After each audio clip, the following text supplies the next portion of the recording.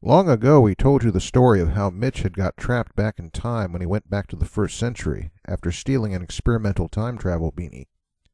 He went back to make fun of the Apostle Paul, but ended up humiliated. Unfortunately, when he tried to use the beanie to get home, it broke, so Mitch was forced to learn how to live in the 1st century. It's been 2 years since that happened. Mitch survived, and he even managed to get a job in the Greek city of Corinth as a street sweeper. His job was to go around sweeping up all the bull spit on the street. Fortunately, there weren't many bulls in Corinth, and they usually used bull spittoons. One day Paul came by to see how Mitch was doing.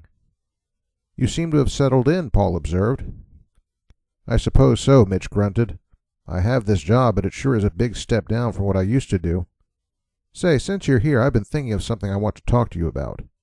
"I read your letters to the Corinthians," Mitch said, "and there's a part in chapter 7 where it looks to me like there's a problem."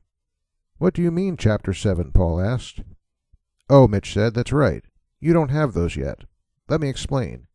You know the part where you talk to the Corinthians about marriage?" "Yes, I remember," Paul replied. "Well," Mitch said, "a lot of Christians in the future sure don't pay attention to what you said about that. It's pretty clear, for example, that you think celibacy is better than marriage, which contradicts Genesis 2:18. In fact, you agree to marriage as a concession as opposed to an ideal state. You even start out by saying that it's good for a man not to touch a woman. In light of all that," Mitch concluded smugly, "I have to say that Christians of the future don't think much of you. Very few of them maintain that ideal of celibacy, and that's in spite of the fact that this reflected what you taught in all the churches." Paul stared hard at Mitch for a few moments. He wondered if perhaps Mitch had been inhaling too much bullspit dust. "I think I need to educate you again," Paul said. "Let's start with how I introduced the subject. You say that I said it was not good for a man to touch a woman." "That's right," Mitch affirmed. "You sure went in for celibacy, huh?" "Not exactly," Paul replied. "There's something you're missing here. If you will look at what I said, you will find that I used the same word in 2 places, by which you can see I meant not simply woman, but wife. You should also know that when I said it is good for a man not to touch a woman, I was actually quoting back something the Corinthians first said to me." "Say what?" Mitch exclaimed. "I don't get it. Why would they say it was good for a man to not have sex with his wife?"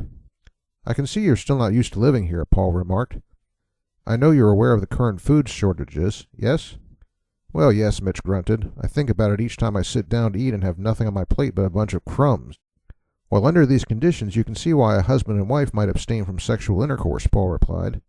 "It would be a very poor time to have children. The food shortages have caused a great deal of trouble, you know."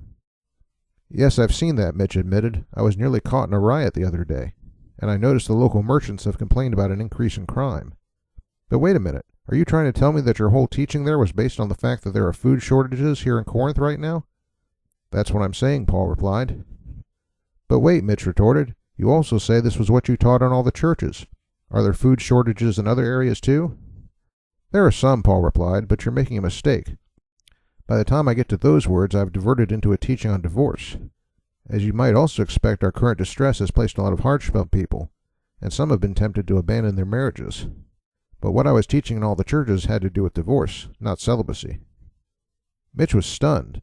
It had never occurred to him that Paul's teachings were tied to some specific context. He had merely assumed that all he had to do was read the text and he would know all he needed to know.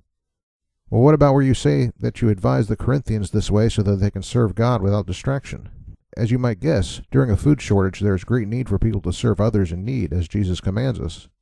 So of course I would also point out that to get married at such a time would be a great distraction when a concern for service would be needed most. That is why I tell them to marry only if they cannot control their passions. My advice to them is that celibacy is better than marriage for the period of distress we are now in, not for their entire lifetimes." "Well, my face sure is red," Mitch groaned. "I never thought to look into what you said that deeply." "I think you should stick with what you do best," Paul replied dryly. "Meaning what?" Mitch asked. "Shoveling bull spit."